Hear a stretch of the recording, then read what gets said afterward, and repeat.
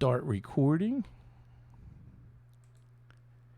It's the Mike Tech Show, show number 793. Hello, everybody. Welcome to the podcast. I'm your host, Mike Smith. Thank you very much for downloading and subscribing to the show. Please visit the main website at miketechshow.com. You can email me questions and suggestions for show topics at miketechshow@gmail.com. You can leave me a voicemail message on Skype. The name is Mike Tech Show, all one word. Follow me on Twitter, twitter.com/Mike Tech Show, and also facebook.com/Mike Tech Show. This show is brought to you by Instant House Call, robust remote support for IT professionals and MSPs, providing unattended and on-demand remote access. Try it free by clicking on the link on my website at miketechshow.com. And don't forget to use the promo code MikeTechShow for your free 15-day trial. You can also go directly to instanthousecall.com. Don't forget the Amazon link has changed to support the Mike Tech Show. And there's a banner on the left-hand side of the website and also a new link that's in the show notes for each show. So please use that for all of your purchases. So a couple, just a few administrative things. And I want to bring up something. The show notes are always at MikeNation.net or MikeTechShow.com. If you go to MikeTechShow.com, it automatically redirects you to MikeNation.net. And the reason I'm taking the time to mention this is there are viewers that will only be looking at the video from YouTube. And I never mentioned where the show notes are on the main website. So you can just go right to the main website. All you got to remember, Mike Tech Show, all one word, .com, and the last show, the show notes, and then you can scroll down for all the other shows, and the notes will be there, all the show notes, and all the references tonight will be captured and put into the show notes. Now, if you're just listening to this via audio, you can also get the video on YouTube, youtube.com/Michael Smith MTS, MICHAEL SMITH MTS. Few things before we dive into tonight's topic. I ask that everybody listening or watching, please say a prayer. One of my moderators, Tony, is in the hospital, and we wish him all the best. We want him to get well, and Tony, get out of there fast, and all of our prayers are with you. I am currently in Florida until Sunday, and my wife and I celebrated our 42nd wedding anniversary yesterday, and that's August 11th, 42 years, and I want to thank everybody who follows me on Facebook for all your great congratulations. I really appreciate it. Well, we both do, and it's interesting. As we speak right now, the house in Pennsylvania is without power. There's no power. I got a text alert from Pico, and hopefully it's coming on later tonight. But if I was in Pennsylvania doing the show right now, there would be no recording, and that would have been rescheduled or postponed depending on when it comes back. I'm in Florida where there's a storm every day in the summer, and you know what is amazing? It's now that I'm jinxing it, we have not lost power, and now that I'm jinxing it, of course, probably the power will go out in a few minutes. But hoping I can make it back on Sunday because we got a storm coming up the Gulf Coast, and hopefully that won't delay flights. I already got an alert from the airline to keep an eye out because the flights could be rescheduled because of that storm. So hoping to make it out of here on Sunday and return back because my son and I have a ton of work. And that's tonight's show. Some stories from the trenches, and then catching up on some big stack of great email.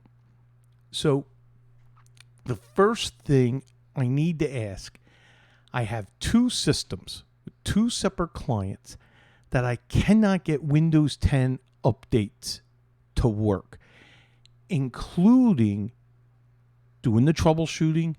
I did the manual repair where you stop all the services, you delete that directory, and then start all the services. No joy. I ran Update Assistant, which has always been good to us. The Windows 10 Update Assistant where you can take it to the latest, greatest, that did not work. It looks like it's working, and then it reboots, and then it goes back to the last version, and that's after a couple hours. You end up back at the same spot where you started. I don't want to nuke and pave these two systems, but I may have to. So looking for some tricks from everybody listening on what you would recommend for this. Last Friday, had to purchase 3 Optiplexes, new. And today, I had to put an order in for 4 systems. We are seeing an incredible uptick of systems and people needing new computers and wanting to upgrade their old and real slow system, and just incredible work that we have scheduled out now for the next couple weeks. Also arranging next week, we have to be at a new office where a client is moving, where we got to babysit and test the Verizon FiOS setup. We got to finish off getting the cabling, making sure that's done, where we're going to be supervising that with the cable person that we have. And then we got the move. And then we're trying to make that happen in the midst of, you're trying to have some sort of vacation time and some sort of work, but it's very difficult. And we are filling in almost every minute. And that's tremendous. And we are, blessed that that's happening. And, we want that to continue. But a lot of work, a lot of new systems, and including laptops, Microsoft Surface Pro, but a lot of Optiplex desktops and Latitude laptops. So let's get to email. A lot of email here. This is from Kurt, and he goes, I was surprised at the opening of your last show, podcast 791, because you exactly described a problem with Outlook, the inability to send more than one outgoing email message that had been plaguing my main computer for about 2 weeks. I'd been searching high and low to no avail. I have 3 Google-hosted email accounts, a main one where I transact most of my correspondence, and the other 2 that receive specific messages and usually aren't used for outgoing mail. I tried running scan PST to check the main file for errors, which were supposedly repaired, but the problem persisted. I tried your suggestion to eliminate add-ins and disabled one of Microsoft's, also to no avail. Also, in my desperation, I decided to repair my installation of Microsoft 365. I chose the online version, which seemed to be the most thorough. And yes, you are correct. You have a quick repair, and then you have a more invasive repair, which it's like a complete reinstall. Well, it started normally, then reported that there weren't any Microsoft 365 to repair. Yet, it wiped out all of my 365 family on this machine completely. So my only option was to log into Microsoft and reinstall it. Fortunately, when the installation of Microsoft 365 was complete, Outlook was working normally. And yes, the Outlook settings are saved. If you ever uninstall an old version of Outlook, which is, an old version of Office, which is the way you should do it. You're going to upgrade Office, you uninstall the current version, reinstall the new version, Outlook should work perfectly. Maybe you got to enter some email passwords, but usually it takes and it does work. He continues, thank you for sharing that this was a common current problem because my search results seem to all be old. You gave me the impetus to dig in again and solve this problem. I am a much happier camper now. Thanks for the show and sharing all the information. Sincerely, Kurt. Kurt, thank you. This is a two-part email from Bob emailing me about a problem, and then he fixed it. So we're going to read the fix. I am hoping you or someone in your listening audience has a solution to our issue. We have been converting systems from MBR to GPT. We have completed the MBR to GPT conversion on at least 17 systems so far that are all running 21H1 of Windows 10 with the latest updates. These systems all have the same hardware and they are all new enough to be able to do UEFI. However, we have two that keep failing and they were done the same way as the others. After we have everything ready to convert, the steps we use are we reboot the system by holding the shift key and reboot until the advanced menu shows up. Then we go through the menus until we get to the advanced command prompt. Then we do MBR to GPT/validate. Then he has the /validate/allow full OS and then /convert. Once they fail, we get this error. And it's attempting to convert the disk. There's some other messages, and then the final message is conversion failed. Once it gets to this point, it no longer boots. When you look at the drive in Disk Manager, it is still in MBR format. We have not found a way to undo the changes this conversion caused. We want to get these to GPT in preparation for Windows 11.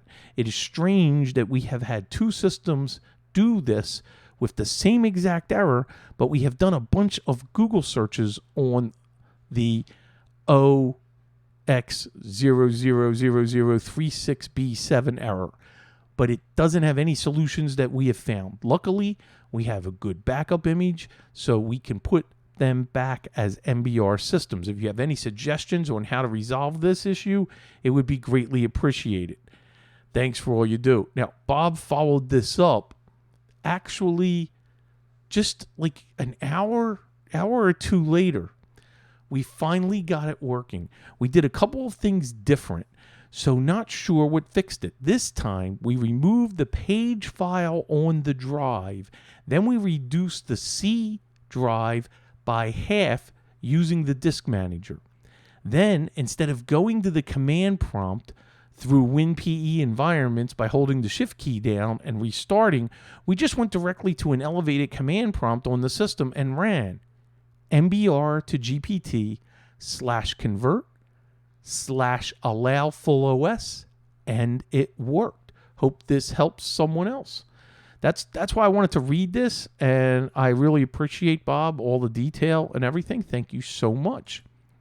This is from Carlos, who is from Florida, and hopefully we'll get together, a meetup, hopefully in the, I'm hoping for February 2022, which also brings up something I forgot to mention, TechCon Unplugged, September 17th through the 19th. Go to TechCon Unplugged to get your tickets.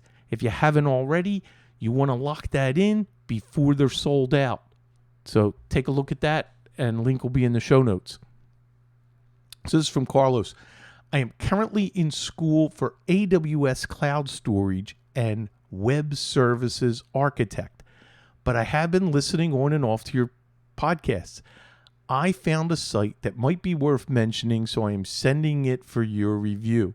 Now, this site was one of the sites mentioned in that great list of 30 websites, but this is worthy of listing again.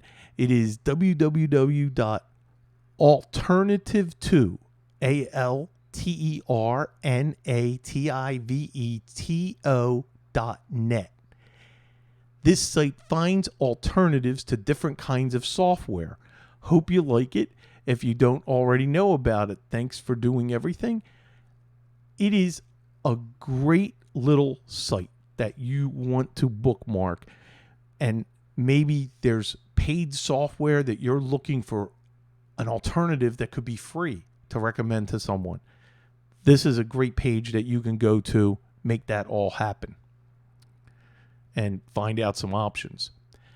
Now, the next 3 emails are follow-ups to the driver show I did last week. This is from Bob. I just finished listening to your driver podcast, and I just wanted you to know that I agree with your not updating the drivers unless there's an issue with them. I also use the Professional Edition Driver Max, especially when I get a new model of a system in. I will let it run on the new system and download and install all the drivers. Once it is finished, I verify that it did indeed correct all the driver issues in the device manager.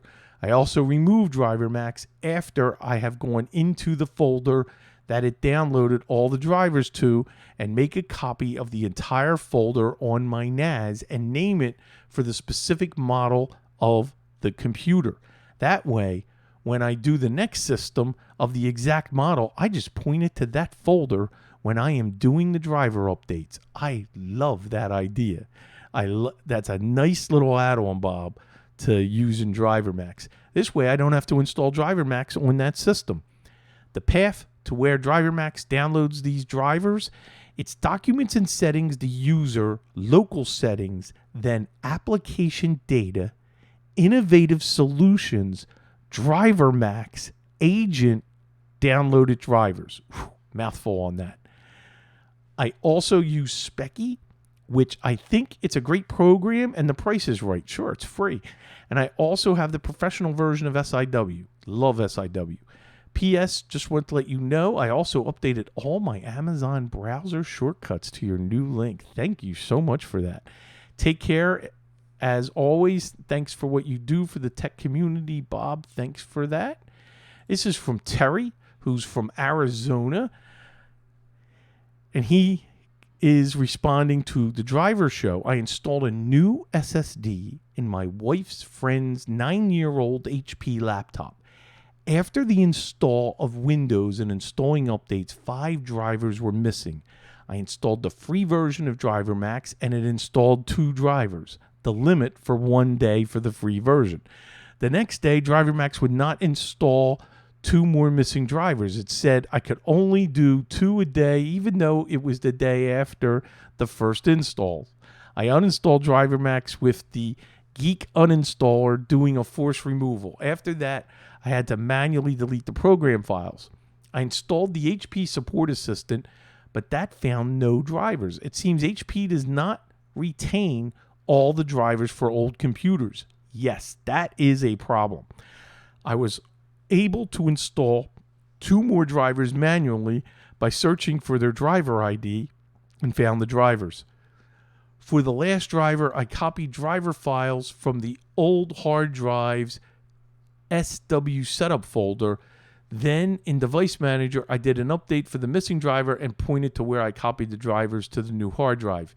Terry, I think for $14, boy, you could have saved an awful lot of time by just having Driver Max Pro. They've lowered their price. It is so cheap. Get the Pro version and save yourself all that anguish. Thanks for sharing that. This is a great email from John Dubinsky. Hey, Mike, hope you are doing well. Great driver show. Here is a quick tip that may help users in regard to some of the Windows Update settings you discussed about drivers. You can use UVK, and that's Ultra Virus Killer, but it does way more than just handling viruses.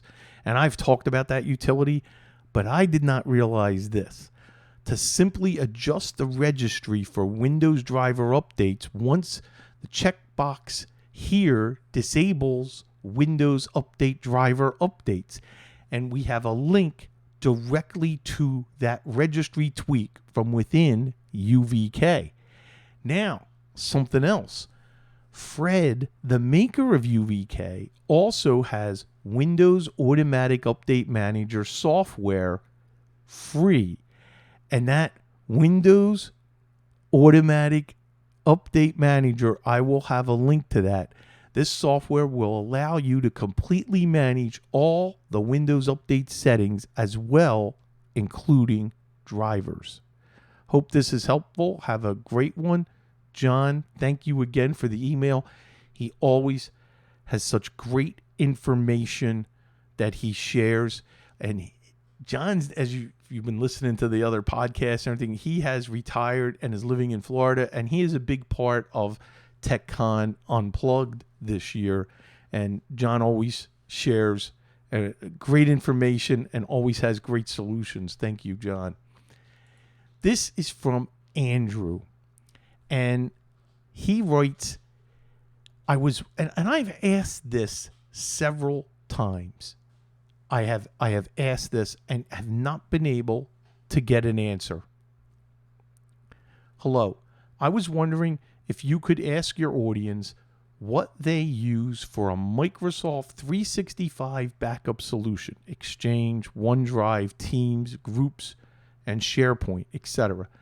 I use Synology's Active Backup for Microsoft 365 since they offer it for free, but would like to know what everyone else uses, paid or not. And do you have to have a host your own server, a hard drive space to use it like Synology? Thanks, as always, Anthony.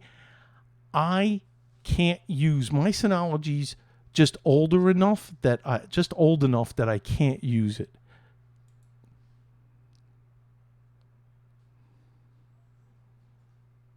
Hold on a second.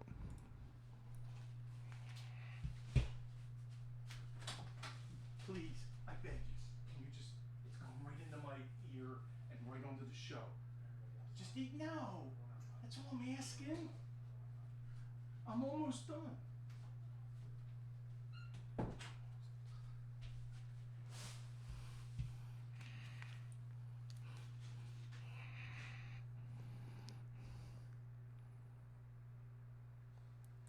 I am back. All right. One of the problems. Oh, hold on. I am back. Just had to step away for a moment. One of the problems with Office 365 is getting the right software to be able to really go online to online. And you have Exchange, OneDrive, Teams, Groups, SharePoint. There's so much online. Microsoft backs it up, but you got to guarantee that you have a backup of that. And I have not found the perfect software. I found some links to some things I've read about and suggestions by Microsoft, and I've done a little bit of a show.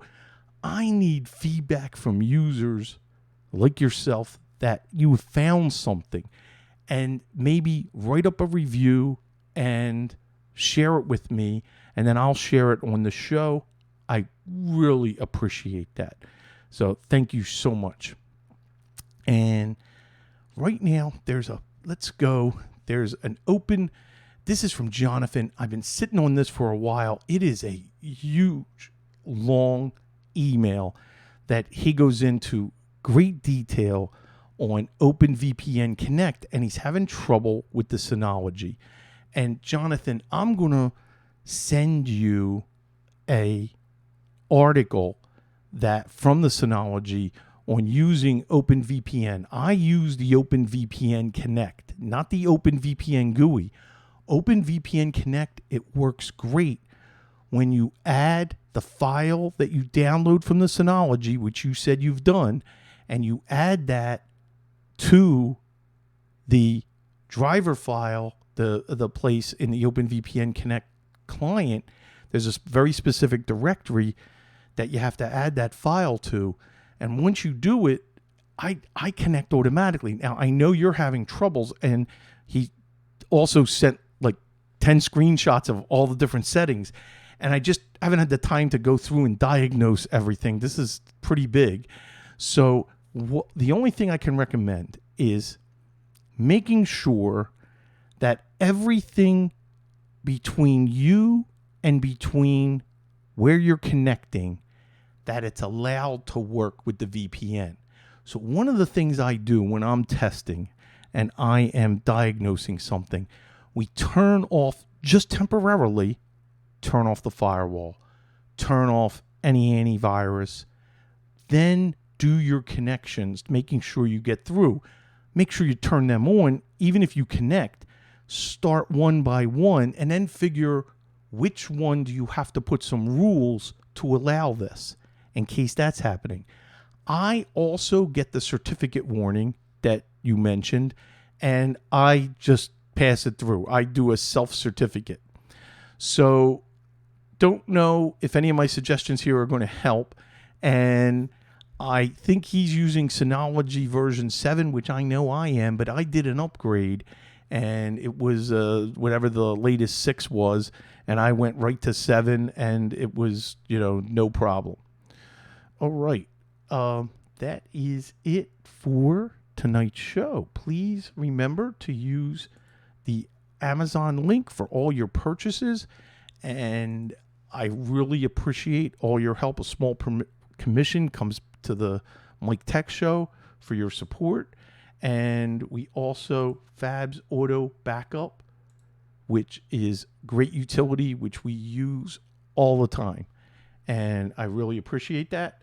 And then you also have Instant House Call, and that is your Instant House Call for all your remote access.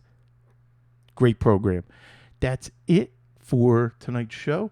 Next week, hopefully, everything's good, and I'll be back in Pennsylvania recording. And see you next week, same time, same channel. Bye-bye. Let's...